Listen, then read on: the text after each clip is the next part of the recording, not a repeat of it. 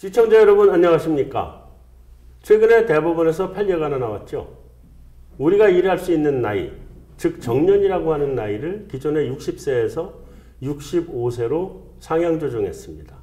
이와 같은 대법원의 판례 이후에 우리의 노인 연령도 기존의 65세에서 70세로 높이자고 하는 논의가 활성화되고 있습니다. 노인 연령을 올리는 것이 우리 국민들한테 오는 파장은 굉장히 큽니다. 예를 들면 지하철 무임승차 70세로 올라가게 되고요. 기초연금 수급 개시 시기 역시 70세로 올라가게 됩니다. 그 이외에도 굉장히 많은 것들이 우리 삶에 영향을 미칩니다. 그래서 일각에서는 노인 연령을 올리기 전에 관련 제도를 전부 다 고쳐놓고 노인 연령을 올리자. 또 다른 일각에서는 무슨 얘기냐? 먼저 노인 연령 올려놓고 관련 제도는 뒤따라가면 된다 하는 이는 두 가지 시각이 공존하는 것이 사실입니다. 오늘의 갈증 해소, 노인 연령 상향이 왜 필요한 것인지, 그리고 그것이 가지고 오는 파장은 어떤 것이고 부작용을 최소화하기 위해서 가장 바람직한 방향은 어떤 것인지 함께 토의해 보겠습니다. 한성환의 오아시스 함께 가시죠. 오늘의 갈증을 풀어주실 패널분 모시겠습니다. 한국보건사회연구원 윤성명 박사님 나오셨습니다. 안녕하세요. 안녕하세요. 네. 올 초에 그 보건복지부 장관께서 노인 연령 상향 문제를 이제 본격적으로 논의할 때가 되지 않았냐. 우리 현재 지금 이 노인 연령을 상향하자는 거는 실제로 건강이 좋아서 옛날보다는 노인이라고 할 만한 나이가 더 뒤로 늦춰지는 면도 있겠습니다만 또 노인 숫자도 굉장히 많이 늘어나고 있는 부분도 있고 현재 상황은 어떻습니까? 지금 현재로는 OECD 평균에 비해서 65세 이상 노인 비율이 평균 이하지만 앞으로 한 3, 40년 뒤 2050년 이후에는 OECD 회원국 중에서 65세 이상 노인 비율이 가장 높은 나라로 이제 매겨질 걸로 예상이 되고 있거든요. 네, 그게 우리 고령화가 굉장히 빨리 진행되는데 출산율은 또 낮고. 네, 출산율은 뭐 최근 언론 보도가 많이 나오고 있지만 여태껏 OECD 회원국들 누구도 가보지 못한 출산율이 1 이하로 떨어지는 아주 어떻게 표현하기 참 어려운 굉장히 끔찍한 상황인데요. 현재 우리 인구가 한 5,200~300만 명이라 그러면 이 5,200~300만 명을 유지하기 위한 어떤 출산율, 합계 출산율 2.1이 돼야 현재 인구가 유지되는데 우리는 그 절반도 안 되는 1 이하로 떨어졌다는 거죠. 미래 이 노인 세대를 부양할 어떤 미래 경제활동 인구 증가 속도는 현격하게 떨어지는 반면에 노인 비율은 뭐 전 세계에서 가장 빠른 속도로 늘어나다 보니까 뭐 특단의 대책이 좀 필요한 거 아닌가 뭐 이런 일반적인 어떤 이제 의견들이 있는 것 같고 전체 인구 중에서 65세 이상 인구 비율이 얼마에 따라서 세 가지 어떤 기준이 있는데요.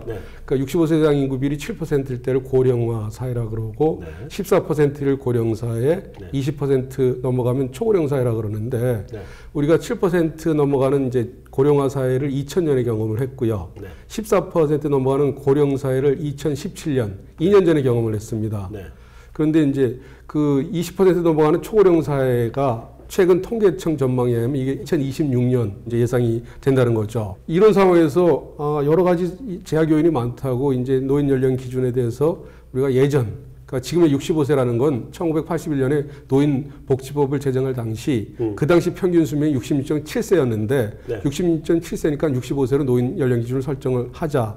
그게 38년 지난 거거든요. 지금 유엔에서도 뭐 얘기하고 있는 호모 헌드레드라 그래서 호모 사피엔스가 아닌 100세를 사는 새로운 인류가 태어났다 그러는데 우리만 손 놓고서 옛날 기준을 따라가는 건 좀 문제가 있지 않느냐. 그런 관점에서 문제 제기가 많이 이루어지고 있는 것 같습니다. 근데 우리나라가 그 초고령 사회를 세계에서 가장 초스피드로 가는 나라인데 근데 이렇게 빠른 이유가 이제 탄탄한 베이비 부머 세대가 지금 고령으로 빠져나가는데 밑에 출산율은 훅 떨어져 있는 상태. 그래서 지금 비율이 가장 높은 거죠. 그러니까 결국은 다른 모든 나라가 고령화는 똑같이 경험을 하고 있는데 우리는 출산율마저도 떨어지고 있는. 예. 그러니까 이제 이게 올바른 지적이신데 제가 조금 보충 설명을 드리면 저 공무원연금이 1960년에 도입됐습니다. 그 당시 우리나라 평균 수명이 55세가 채 안 됐었습니다. 그런데 그 당시에 뉴질랜드 같은 데는 평균 수명이 한 70세가 됐거든요. 그렇죠. 이런 다른 나라들은 한 50년이 지났어도 이 평균 수명이 지금 증가는 했지만 우리처럼 아주 빠르게 증가는 안 한 거죠. 예. 우린 평균 수명이 지금 이제 뭐 작년 기준으로 남녀 평균이 한 83세 정도 되니까 네. 예전에 55세 기준으로 따지면 거의 한 30세가량이 늘어난 거 아니겠습니까? 그렇죠. 예. 거기다 1997년 IMF 경제 위기 이후에 우리나라가 굉장히 출산율이 떨어지면서 네. 초저출산이라는 어떤 상황을 20년 이상 경험하고 있거든요. 네. 그러다 보니까 당연히 태어났어야 될 미래 경제 활동이고 800만 명이 역사적으로 사라져 버렸다는 거죠. 그러니까 예전 같은 평균 수명이 65세라 그러면 지금 이제 세상에 안 계실 분들이 계속 남아있고 더 오래 남아있는 반면에 출산율은 떨어지다 보니까 그 양쪽의 부정적인 효과가 아주 증폭되면서 이런 현상이 나타난 것 같습니다. 네. 지금 이제 아까 좀 바꿔 말씀해 83세. 네. 그리고 앞으로 뭐 좀만 더 있으면 정말 100세.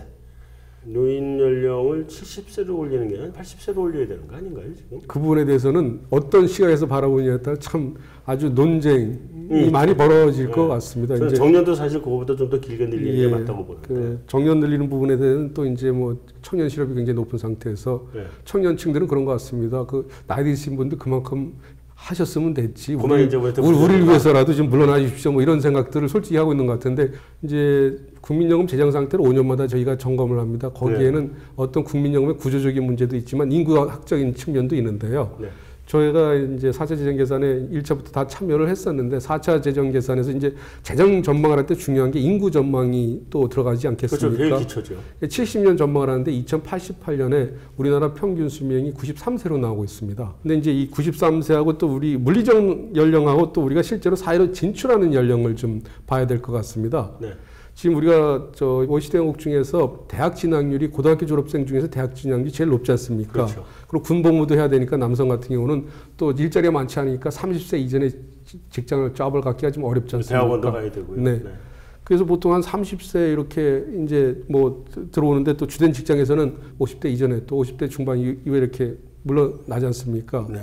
물리적 나이를 봤을 때 제가 아까 말씀드린 2088년이면 93세로 전망되는데 물리적 연령으로 봤을 때는 70세, 75세로 올리는 게 맞다고도 볼 수가 있겠죠. 유엔에서는 80세 이상이 노인이다. 이런 정의까지도 새로 하고 있거든요. 제가 봐도 그럴 것 같아요. 네. 근데 이제 우리 사회 현실이 너무나 이제 못 따라주는 측면이 있다는 거죠. 30세 넘어서 일자리를 잡았는데 15년, 20년도 일 못하고 주된 직장에서 타이에서 밀려나고 그다음에 뭐 퇴직금 갖고 호프 지불한다, 치킨 지불한다면서 또 그것도 이렇게 또 좋지 않은 결과가 나오고 대부분이 한꺼번에 호프 지불로 뛰어들기 때문에 뭐 그런 상황에서 내가 오래 사니까 노인 연령 기준을 뒤로 늦추는 거 10세, 75세로 늦추는 게 뭐 그게 동의할 부분이 적지 않다, 많다 이렇게 생각하면서도 내 노후 살아갈 부분을 생각하면 막막하다. 막막하다. 대책 없이 이 노인 연령 기준만 올려놓으면 나보고는 어쩌란 말이냐. 뭐 이런 부분들이 많은 것 같아요. 그래서 참고로 하나 이제 말씀드리면 저 서울시에서 2018년 노인 실태 조사를 하면서 65세 이상 대상자분들 3,000명한테 물어봤습니다. 몇 살부터 노인이라고 생각할 수 있겠냐고 그랬더니 그분들 대다수가 응답이 72.5세부터 노인을 볼 수 있겠다. 솔직한 대답은 그렇습니다. 그런데 실제로 이걸 법제화하는 쪽에 이제 얘기가 들어가면 우리 지금 노후 준비도 안 돼 있고 너무나 노후가 어려울 것 같으니 우리가 생각하는 노인에 대한 어떤 감하고 우리가 혜택을 받을 각종 어떤 제도의 그 기준하고는 좀 상당한 시차를 두고 접근하는 게 좋지 않겠나. 이런 이중적인 어떤 그 태도를 보이고 있는 것 같습니다. 그러니까 이제 총론에는 찬성인데 강론에는 반대다. 예. 네. 자, 또 뒤로 넘어가기 전에 먼저 이 상향하고 관련해서 이제 세계적인 트렌드는 지금 어떻게 가고 있습니까? 그러니까 노인 연령 기준이라는 것 자체가 국가 문화적인 거에 따라 뭐 사회제도 측면에 따라 좀 다르니까요. 그러니까 일단 노인 연령 기준 관련해서 우리가 이제 일본 제도를 굉장히 많이 이제 좀 이렇게 비슷하게 운영하고 있지 않습니까? 네네. 일본이 지금 65세인데 65세보다 뒤로 더 늦추겠다는 거를 공론화를 하겠다. 그걸 언젠가는 액션을 취하겠다. 이 정도까지는 확정이 된 것 같고요.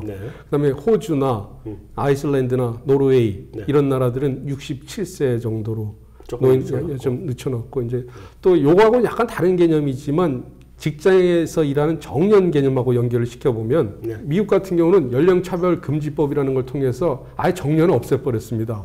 또 영국도 그렇게 따라갔고요. 일만 할 수 있으면 된다. 그 다음에 이제 독일 같은 경우는 정년을 한 67세로 또 2029년까지 늦추려고 그러고 이제 그러다 보니까 네. 지금 뭐 우리는 노인 연령은 차치하고라도 직장에서 어떤 정년 측면에서 봤을 때는 어떤 세계적인 어떤 기준 스탠다드에 비해서는 한 5년 정도는 좀 따라가지 못하는 측면이 있는 것 같습니다. 지금 법적인 정년 현재 60세니까요. 네. 뭐 실제로 그 60세까지 다 다니냐 못 다니냐는 또 다른 네. 얘기지만 그 기준 자체도 한 5년은 벌어져 있고 네. 그 노르웨이 같은 경우는 북해 유전에서 제일 좋은 석유가 많이 나서 1인당 퍼캡ita GDP가 10만 불이 넘거든요. 아주 부러운 나라죠. 근데 그럼에도 불구하고 이 친구들이 2012년에 연금 개혁을 하면서 연금 수급 시점을 75세까지 늦출 수 있도록 아주 펜션 리폼을 그렇게 했습니다. 그런 나라들하고 비교해 봤을 때는 우리는 이제 굉장히 괴리감이 있죠. 그 노르웨이 그 기름이 그게 브렌트유라고 세계에서 제일 비싸게 팔리는 기름인데, 네. 근데도 연금 수급할 수 있는 노인 연령을 늦춘다. 예, 그게 이제 OECD에서 이제 평균 수명이 늘어나고 이제 굉장히 예전보다 경제사회 환경이 안 좋으니까 네. 모토로 내세우는 게 두 가지, 뭐 액티브 에이징, 네. 활기찬 노, 그다음에 live longer, work longer, 오래 네. 살면 오래 일하라. 뭐 그런 취지에 부합되게 제도를 고친 근데 거죠. 그 나라 사람들은 오래 일하기 싫어하잖아요. 정년 되면 바로 나가려고 그러는 사람들인데.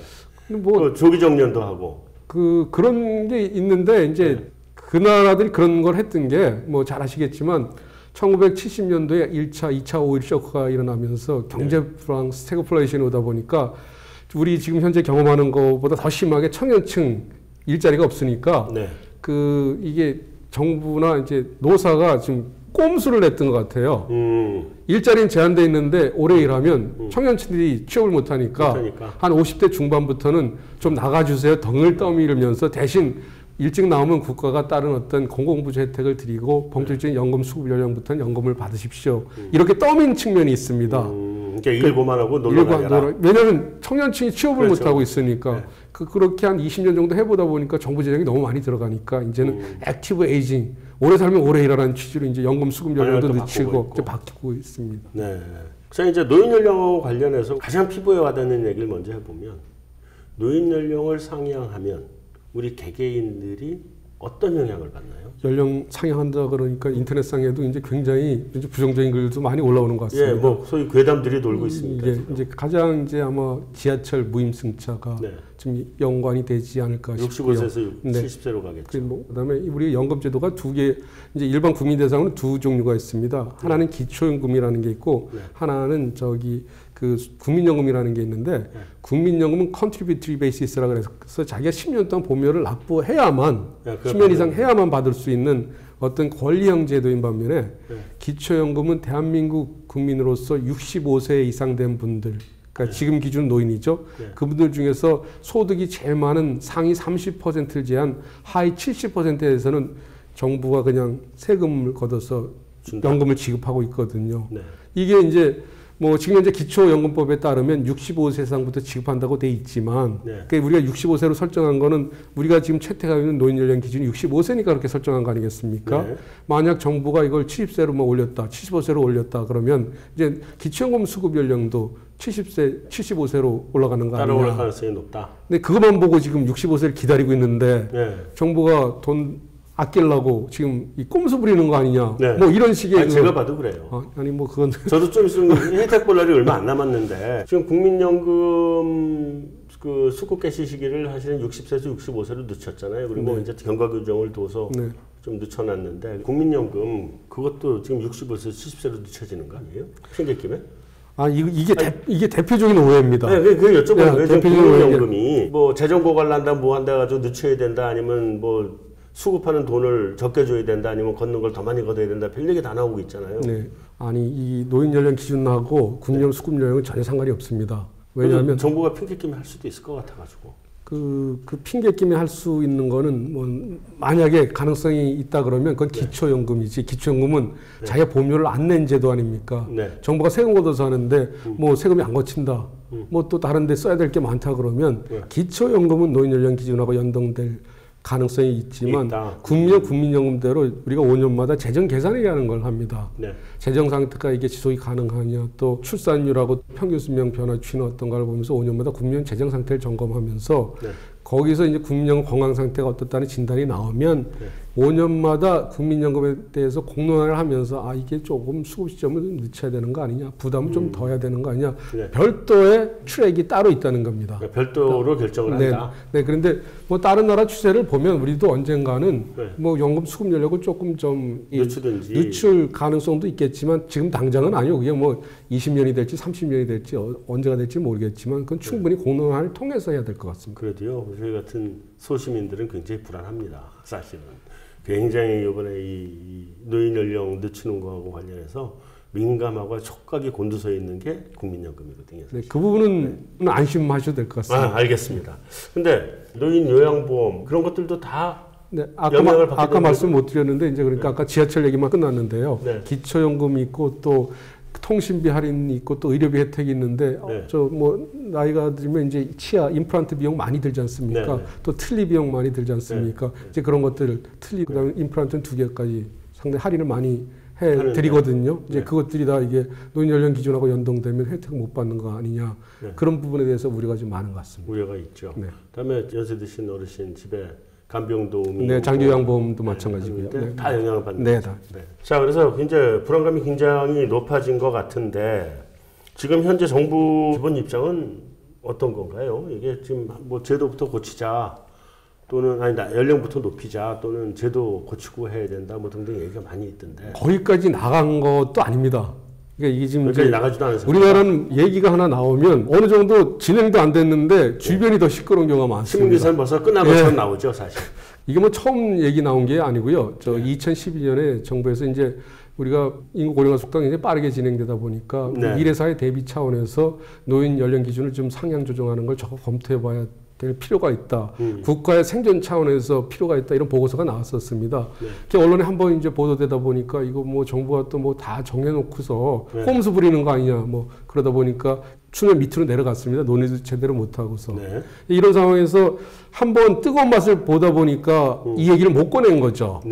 근데 이제 예상보다 우리가 평균 수명은 빨리 늘어나고 출산율은 더 떨어지고 그러다 보니까 당초 예상보다 전체 인구 중에서 65세 이상 인구 비율이 20% 넘어가는 초고령 사회 시점이 굉장히 당겨지고 있거든요.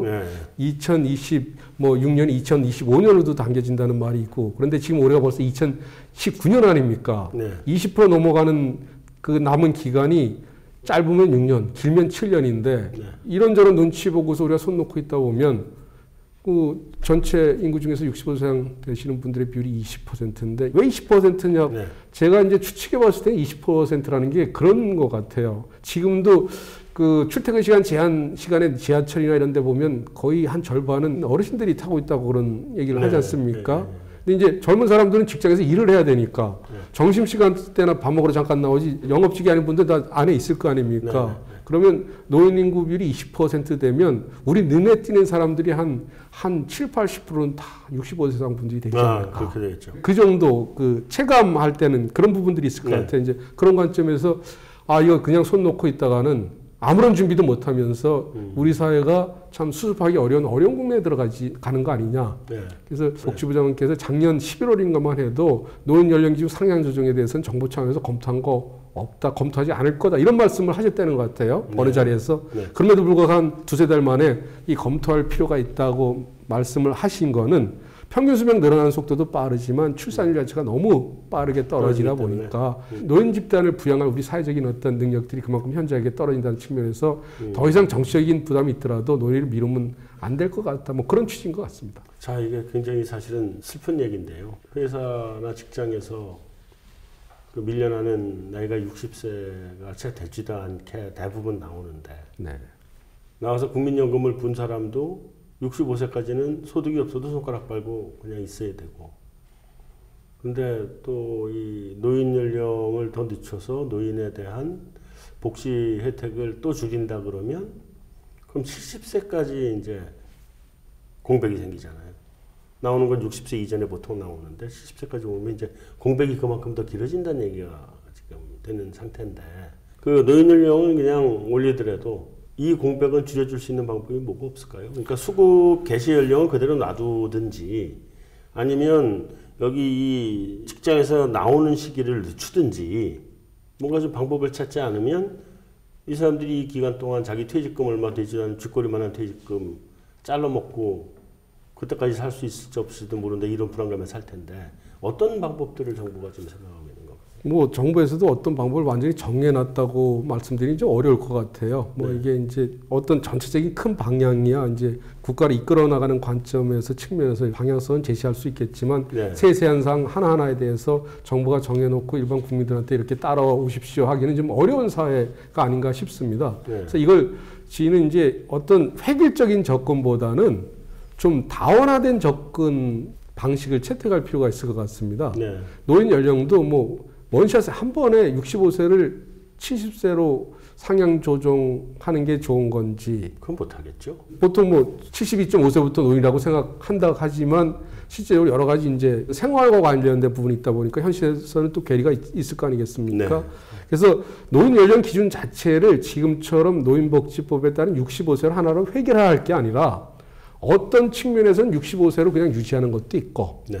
어떤 부분에서는 뭐 70세 쪽으로 이제 상향 조정하는 부분도 있고 네. 그렇지만 큰 틀에서 총론에서는 예를 들면 70세로 지금 당장이 아니라 네. 상향 조정한다 그랬을 때는 이제 간단한 복지제도만 해도 네. 당분간은 기초연금은 65세부터 그냥 지급하는 걸로 유지를 한다. 네. 기초연금 같은 경우도 뭐 65세부터 지금 받는 분들은 그대로 드리고 앞으로 이제 65세로 진입할 그게 언제인지는 모르겠지만 네. 5년 뒤가 될지 10년 뒤가 될지 모르지만 앞으로 65세로 새로 진입하는 분들은 지금 노인분들보다 노후 준비가 좀 된 분들이 좀 더 그러니까, 있다는 거죠. 그러니까 노후 빈곤율이 지금 현재 한 40몇 프로 47% 되는 게 네. 이제 별로 없어지는 세상이 오면 뭐 많이 획기적으로 없어지는 않겠지만 네. 상대적으로 우리가 소득 양극화, 노후 준비 양극화가 있으니까 네. 또 준비를 어느 정도 잘하신 분들 또 부동산 강남이나 어디 또 많은 분들도 꽤 있는 것도 사실 아닙니까? 네네네. 이제 그런 측면에서 좀 자기 힘으로 노후를 준비할 수 있는 분들에 대해서는 그 연령들을 65세가 아닌 뭐 67세, 8세, 70세로 점진적으로 이 그래주얼리 이제 트랜지션하는 그런 방법도 있을 수 있을 것 같고요. 네네. 지하철 같은 경우도 지금 무임승차인데 100% 취약 노인들이 있지 않습니까? 또 실제로 패스를 따로 주는 방법이. 예, 그분들하고 또 출퇴근 시간에 저 젊은 층들이 아주 불만사항이 이런 것 같아요. 안 그래도 지하철 10,000원인데 네. 지금 어르신들은 출퇴근 시간에 좀 피하고 다니시면 지가 좀 더 그러지 않은 것 같은데요. 혼자 하지 않겠습니까? 그러니까 그런 부분을 우리가 해결할 수 있는 묘수가 조금 있을 것 같아요. 네네. 그러니까 출퇴근 시간에는 꼭 다니시겠다 그러면 부담 한 50% 좀 하시면 어떠시냐. 그러면 그만큼 수요가 좀 줄어들 거 아니겠습니까? 이런 식으로 어떻게 유인 인센티브를 주면서 이 문제를 접근하거나 해결하는 이런 쪽으로 저희가 지혜를 좀 모을 필요가 있을 것 같습니다. 이게 노인 연령 문제는 결국은 이제 돈을 얼마나 지급하고 얼마나 사회적 비용을 지출할 것이냐에 네. 관련된 얘기잖아요. 네. 지금 이거를 안 하면 우리 재정에 문제가 생기나요? 여기서 이제 우리가 좀 이해를 해야 될 부분이 있는 것 같아요. 그동안 우리가 그 인구 관련해서 우리가 우려를 굉장히 많이 표명하는데 우리가 고도 성장을 할 수 있었던 이유 중에 하나는 생산 가능 인구 비율이 굉장히 높은 젊은 인구 구조를 가졌다는 겁니다. 그렇죠. OECD 연국 중에서. 네네. 그걸 인구 보너스 기간이라 그러는데 네. 이제 우리가 이제 생산 가능 연령층이 이제 감소하는 시대로 이제 접어들 거 아닙니까? 조만간. 네. 그건 인구 오너스 시대라는 거죠. 네. 올해 인구가 부담을 주는 시대로 이제 들어간다는 거죠. 그렇죠. 우리가 예전하고 비슷하게 사회 구조가 경제활동 인구하고 노인 인구하고 유소년 인구 비율이 일정하게 유지된다 그러면 우리가 파인 튜닝 조금씩 손을 보면서 미세 조정을 통해서 피스밀 어프로치를 통해서 이 문제를 풀 수가 있을 텐데 우린 거의 뭐 드라마틱한 아주 너무나 큰 아주 충격적으로 변화가 되지 않겠습니까? 그런데 이 부분에 대해서 아주 극과 극의 시각이 있습니다. 우리는 GDP 대비 국가 채무 비율이 OECD 연국 중에서 굉장히 낮다. 재정 지출 여력이 많다. 왜 벌써부터 공포 분위기를 조성하냐. 국민연금 적립금도 650조가 넘는데 노인 빈곤이 높은데 그거 좀 갖다 쓰면 어떠냐. 이런 얘기를 복지하는 분들이 많이 얘기를 하거든요. 우리가 별다른 조치를 취하지 않는다 그래도 10년 정도까지는 큰 문제 없이 갈 수도 있을 것 같아요. 그럼 10년 후에는 준비를 안 해놓으면 10년 후에부터는 본격적인 어떤 어려운 시대가 도래할 텐데 그때 가서는 그럴 거 아닙니까? 위정자나 전문가들 당신들은 뭐 했냐? 그러니까 기초연금을 예를 한번 들어보겠습니다. 지금 문재인 정부 출범할 때 기초연금 연간 소요 예산이 10조 원이었습니다. 근데 문재인 정부 공약대로 2021년에 월 30만 원, 원래는 20만 원이었었는데요. 30만 원 올라가면 그 기초연금 소요 재원이 문재인 정부 출범할 때 10조 원이었던 게 2027년 앞으로 8년 남았죠? 28조 6천억이 들어가야 됩니다. 근데 거기서 멈추는 게 아니라 만약에 지금 나오는 공약대로 40만 원 된다 그러면 그게 이 40조 원까지 가고 노인 인구가 엄청 늘어나니까 감당을 할 수 없는 거죠. 근데 기초연금만 문제냐? 국민연금도 언젠가는 지가 받는 기간이 늘어나니까 언젠가는 손을 봐야 되는데 보험료 올린다 그러면 많은 국민들이 경기를 느끼시니까 손을 못 대고 있지 않습니까? 또 아까 틀니 임플란트 얘기도 나왔지만 한 사람이 생애 의료비 지출이 사망 직전 5년 사이에 자기 라이프타임 헬스 익스펜디처의 80% 정도를 씁니다. 고령사회 초고령사회가 된다는 건 그만큼 노인 질환들이 만성 질환이 많아진다는 거니까. 노인이 되면 들어가는 건 약값밖에 없습니다. 예, 그러니까 건강 의료비 지출도 뭐 지금하고 비교할 수 없을 정도로 엄청나게 늘어날 텐데 그 모든 게 다 타임밤 시한폭탄이라는 거죠. 그러면 그런 시대에 대비하기 위해서 우리는 어떤 준비를 해야 될 건가? 그런 관점에서 지금부터 천천히 점진적으로 제도가 큰 무리 없이 연착륙할 수 있도록 경착륙이 아닌 그래서 이거 한번 논의해보자고 화두를 던졌는데 이미 방향 다 정해놓고 이제 우리한테 혜택 뺏어가려고 이러는 거 아니냐 이런 식으로 이제 여론들이 형성되다 보니까 사실은 저도 그렇게밖에 생각이 안 돼요. 죄송합니다. 저도 그렇게밖에 생각이 안 돼요. 죄송합니다. 뭐 제가 정부 논의를 해야 되겠죠. 제가 정부 홍보대사로 나온 것도 아니고 제가 정부 정책에 대해서도 국책연구를 했지만 비판할 때 많이 비판하는데 이 부분에 대해서는 우리가 OECD 평균 얘기 많이 하고 OECD 사례를 많이 얘기를 하는데 아주 유리한 것만 OECD 사례를 갖다 쓰려고 그러고 좀 고통스럽고 부담되는 건 그건 귀를 막고 있는 것 같거든요. 그런 관점에서 우리가 좀 뉴트럴하게 중립적으로 접근할 필요가 있을 것 같아요. 그건 어느 정치인도 마찬가지고요. 어느 국민도 마찬가지입니다. 사실은. 꾸준히 지금 더 드려야 될 질문이 있을 것 같은데 국민연금. 사실 우리 국민연금은 사적연금 방식이잖아요. 원래는. 그래서 자기 돈 내고 내만큼 갖고 가고. 사적연금이라면 또 이제 다른 분들이 사적연금은 아니지만 오해를 하지만 이제 자기가 기여를 해야만 받을 수 있는. 그러니까 이게 이제 사적연금 방식을 차용해 갖고 들어와서 한 공적 영역에서 하는 연금이잖아요. 그러니까 이게 자기가 돈을 냈건 안 냈건 똑같은 일정 금액을 받는 기초연금 같은 거는 이제 완전 공적이고 이 국민연금에 관해서 워낙 이 사람들이 괴담들이 많아가지고 국민연금 그래도 최근에 그 연금 수급 개시 시기를 좀 늦춰야 된다는 안도 있었고 또는 자기가 받는 금액을 줄여야 된다는 안도 있었고 또 부담분을 늘려야 된다는 안도 있고 여러 가지 안이 있었는데 지금 백지화 됐죠. 그거 좀 어떻게 진행돼 가고 있나요? 제가 이제 지금 나오는 괴담이라는 안에 관여했던 사람입니다. 이제 좀 국민연금 제도 발전 시원하게 좀 얘기해 주세요. 불안해 죽겠습니다. 국민연금 제도 발전위원회 이제 나안이 있었는데 제가 나안을 만든 사람인데요. 근데 여기서 굉장히 괴담이 있었던 게 제가 KBS 의료진단에서도 이걸 오해를 풀어드렸었는데 첫째는 이 두 가지가 분리를 해서 접근을 해야 됩니다. 하나는 의무 가입 연령을 59세에서 만 64세까지 늘린다. 이게 그냥 거의 아주 분노감을 일으켰어요. 국민연금 가입자분들한테. 아주 굉장히 오해인 게 만 64세까지 이렇게 4개 한다는 건 직장에 다닐 경우 사용주가 의무적으로 보험료 50%를 부담해야 된다는 뜻입니다. 여기에서 분노감을 느낄 분들은 국민연금 가입자가 아닌 사용주예요. 그동안에는 59세까지만 보험료를 50% 내주면 되는 걸 만 64세까지 하라는 거니까 이게 잘못 전달돼서 이게 뭐 고려장 연금이냐 아니면 무덤까지 끌고 가는 연금이냐 뭐 이런 식의 오해가 된 거죠. 그러니까 우리가 어떤 걸 비판하고 문제제기를 할 때는 그 팩트부터 제대로 확인을 할 필요가 있다는 거죠. 그래서 그 팩트를 오늘 좀 말씀해 주시라고. 네, 이 팩트는 의무가입 연령 이거는 국민 여러분들한테 가입 기간을 늘려서 연금을 많이 받게 해드리려고 그러는 거고 이거 59세 이후에 직장 안 다니면 낼 필요가 없어요. 여기서 의무라는 건 어떤 기업에 채용됐을 때 사용주가 의무적으로 50% 보험료를 내주라는 겁니다. 그게 잘못 전달이 돼서 내가 그러면 국민연금 보험료 내려고 직장도 없는데 땅 팔아갖고 집 팔아갖고 내야 되느냐 뭐 보험 해약해갖고 내냐 이런 불만이 나오시는데 저도 굉장히 분노했었어요. 그러니까 지금 이제 이런 기회를 통해서 이 부분은 이제 이렇게 좀 확실히 해소가 됐으면 좋겠고요.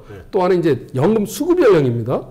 지금 우리가 2008년 연금 개혁을 하면서 이게 우리가 이제 88년에 제도 도입을 했지만 이게 우리나라의 평균 수명 취하고 너무 동떨어지니 이제 그 손을 좀 봐야 되겠다 그래서 1999년부터 법을 개정해서 2013년부터 연금 수급 연령을 5년마다 1세씩 상향 조정을 하고 있어요. 그래서 2013년에서 만 61세, 2018년 작년에 만 62세, 2023년에 만 63세, 그다음에 2028년에 만 64세, 2033년에 만 65세. 네. 이렇게 연금 받는 수급 연령이 정해져 있습니다. 네. 이거는 누가 마음대로 함부로 건드리지 못해요. 네. 근데 이 부분에 대해서 이제 나를 만들었던 사람도 제 세 사람이 만들었는데 네. 거기에서도 이제 대학 교수 양반들 이제 65세 퇴직을 하니까 네. 아, 연금 수급 연령 조금 더 늦춰도 좋은 거 아니, 가능한 거 아니냐. 뭐 그런데 제가 당신들 왜 이렇게 현실을 모르냐. 교수님들한테 분노하는 경우가 많습니다. 그러니까 네. 현실은 그렇잖아요. 이게 뭐 지금 평가를 하려는 게 아니고 네. 현실은 그런 게 아니다. 그래서 저 연금 수급 연령을 65세에서 뒤로 늦춘다는 말이 나가는 순간 굉장히 안 좋은 반응이 올 거다. 그래서 이제 거기에 대해서는 제가 논의하다가 우리 세 사람도 통일을 안 한 상태예요. 네. 그걸 누가 유출해갖고 카드라 통신을 날린 거예요. 의무 저희 가입 연령도 우리 뭐 무덤까지 보면 내라는 거냐. 그리고 또 이게 죽을 때까지 못 받게 하려고 그러니까 이런 식으로 와전이 된 거죠. 네. 이제 아까 만 64세까지 그러는 건 이제 오해가 풀렸을 거라고 생각되고 네. 계속 뭐 수급 시점 늦추고 그러면 난 못 받고 죽을 것 같아 이런 불안이 너무 많잖아요. 네. 다른 나라는 고조 할아버지 할머니부터 연금 받고 있는 걸 보니까 아 내가 성실히 납부하면 연금 받는다 이런 확신이 있는데 우린 정부 정책 반대로 하면 돈 벌고 뭐 이런다는 불신이 있으니까 제가 이제 강조하는 건 그렇습니다. 이 제도의 지속 가능성 이게 왜 지속 가능성 우리가 생각을 해야 되냐면 젊은 세대 아직 태어나지 않은 세대는 죄졌습니까? 네. 이 사람들도 생각해야죠. 우리만 좋게 제도를 끌고 나갈 수는 없는 거 아니겠어요? 네. 그런 관점에서는 평균 수명이 늘어나니까 예전에는 연금을 10년, 15년 받으리라고 예상을 했는데 지금 연금을 30년 받고 또 본인이 사망하면 배우자한테 60%를 배우자가 사망할 때까지 또 지급해요. 네. 또 젊은 배우자가 있는 경우는 굉장히 오랜간 지급을 합니다. 그렇게 되겠네요. 네. 그러니까 우리가 이 제도가 지속 가능하게 좀 고쳐줘야 될 거 아닙니까? 그래서 이제 저 같은 사람이 핀란드 사례를 우리가 좀 어떤 원형해 보면 어떨 거냐. 근데 핀란드 사례는 어떤 사람이 20년을 연금을 받든 25년을 연금 받든 총액은 똑같이 지급하는 겁니다. 더 오래 받으면 조금씩 덜 받아요. 그게 현실적이지 않느냐. 저는 지금도 그걸 좀 국민 여러분들한테 적극 알리고 싶습니다. 근데 어쨌든 간에 그러니까 수급 연령을 뒤로 늦추지 않고 네. 조금 덜 들이더라도 뭐 계속 똑같은 네. 시점부터. 그러니까 어쨌든 간에 말씀하시는 거 보면 이제 연령이 점점 고령화가 평균 수명이 더 길어지면서 네. 늦게 받든지 좀 적게 받든지 많이 내든지 늦게까지 내든지 이 중에 한 가지 답이 나와야 될 것 같긴 한데 언제쯤 되면은 구체화된 안이 뭐 국민들 앞에 나오게 될까요? 지금 뭐 우리가 OECD 리포트를 보면 OECD 한국 중에서 제일 늦게까지 일을 합니다. 72세까지도 일을 한다 그러는데 그건 뭐 일용직이나 굉장히 육체적으로 힘든 일을 하거든요. 근데 정상적인 일자리로 국민 절반 이상이 65세 이상까지 일할 수 있는 사회가 됐을 때 추가적으로 연금 수급 연령을 뒤로 늦출 수 있는 어떤 그런 제도가 그 공식화될 수 있지 않을까. 아직은 안 된다. 지금은 이게 아까 말씀드렸지만 노인 연령이라는 건 우리가 국민연금이나 뭐 기초연금이 돈이 많이 들어가는 거 또 의료비 지출이 많은 건 하지만 어느 정도 노인 연령 상향에 대해서는 논의를 하고 어떤 설정을 그 어떤 원칙적인 차원에서 하더라도 이게 우리가 사회 구조나 복지제도가 따라가지 못하는 부분이 있으니까 그건 우리 사회 구조가 오래 일할 수 있는 사회가 됐을 때 구체화시켜야 또 사회적 마찰도 없이 연착륙할 수 있을 것 같습니다. 자,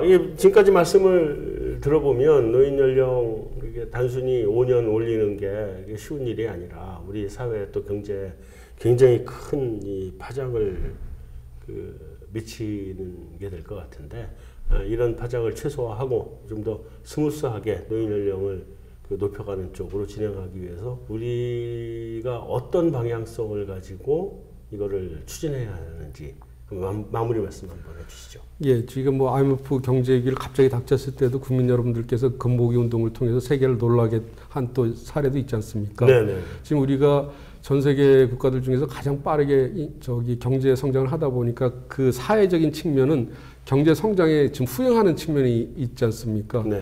특히 이제 배분 세대만 해도 달구지가 끌고 다니고 소로 논을 매던 시대에서 이제 우리는 4차 산업혁명까지 경험하는 세대다 보니까 이게 현기증이 날 정도로 굉장히 사회가 급변하고 있는데 우리 많은 사회 구조는 또 생각이 그만큼 쫓아가지 못하다 보니까 같은 속도로 가지 못하는 측면이 있는 것 같아요. 네. 근데 우리가 그렇다고 손을 놓고 있다 보면 또 나중에 또 굉장히 어려운 시점이 되다 보니 네. 지금 제일 이제 우리가 해야 될 건 정책 당국에서도 그렇고 전문가들도 그렇고 우리가 처한 현실 또 우리가 노인 연령 기준 상향 조정 왜 하는지에 대해서 좀 잘 설명을 드려야 될 것 같아요. 네. 이걸 당장 안 해도 뭐 10년 뭐 길게 봐서 20년에도 우리가 국가를 끌고 갈 수는 있겠지만 그 이후에는 굉장히 국가적인 재앙이 올 수 있다. 네. 그때 닥쳐서 허겁지겁 막 하다 보면 굉장히 큰 어려운 문제도 많이 발생할 수 있으니 지금부터 차근차근 생각을 해서 어떤 건 좀 또 빨리 가는 부분도 있고 또 어떤 건 천천히 가는 걸 좀 우리가 좀 취사 선택을 할 수 있는 그런 지혜를 일단 모아야 될 것 같습니다. 네. 지금 우리가 그동안은 인구 보너스 기간으로 굉장히 많은 경제활동 인구가 많아서 혜택을 받았는데 네. 앞으로는 인구 오너스로 부양 인구가 많아서 경제적 압박을 받는 세상으로 접어든다는 걸 국민 여러분께 말씀을 드리고 네. 이 부작용을 최소화할 수 있는 게 어떤 건가 차근차근 설명을 드리면서 부담이 적고 부작용이 적은 부분부터 좀 저희가 제도를 손을 봐가는 쪽으로 국민 여러분들한테 좀 양해를 구하는 접근이 좀 적합하지 않을까 좋지 않을까 그렇게 생각을 해봤습니다. 네, 오늘 말씀 잘 들었습니다. 감사합니다. 감사합니다. 네, 우리 이미 호모 헌드레드 시대, 100세 시대를 살고 있습니다. 100세 시대가 되면 그만큼 노인이 되는 연령도 뒤로 늘어나야 되겠죠. 근데 이런 노인 연령의 조정은 어떤 형태든지 필요하긴 하나 우리 사회의 제도가 아직 그만큼 따라가지 못하고 있어서 이 노인 연령을 상향했을 때 또 굉장히 많은 피해를 볼 수도 있는 부분도 있습니다. 그렇다고 해서 또 노인 연령을 늦추지 않을 경우에는 20년 후에 우리 사회적 재앙, 그러니까 다시 말하면 우리의 아이들, 우리의 손자들이 그런 경제적 재앙 속에서 살아야 되는 문제도 동시에 가능한 얘기입니다. 그래서 아무쪼록 우리 경제에 이런저런 직간접적인 영향을 미치는 노인 연령의 상향 문제를 좀 더 피해가 적은 쪽으로, 파급력이 적은 쪽으로 제도도 바꿔나가고 또 동시에 오래 살려면 오래까지 일해라 하는 우리 사회 문화라는 좀 바꿔주는 뭐 그런 의식개혁의 운동도 하고 아무쪼록 바람직한 방향을 잡아나갔으면 좋겠습니다. 한성환의 오아시스 다음번에 다시 뵙겠습니다. 감사합니다. 네, 감사합니다. 네, 오늘 수고 많이 하셨죠? 뭐 진행을 아주 잘해 주셔서 제가 좀 말씀드리기가 좀 편했던 것 같습니다.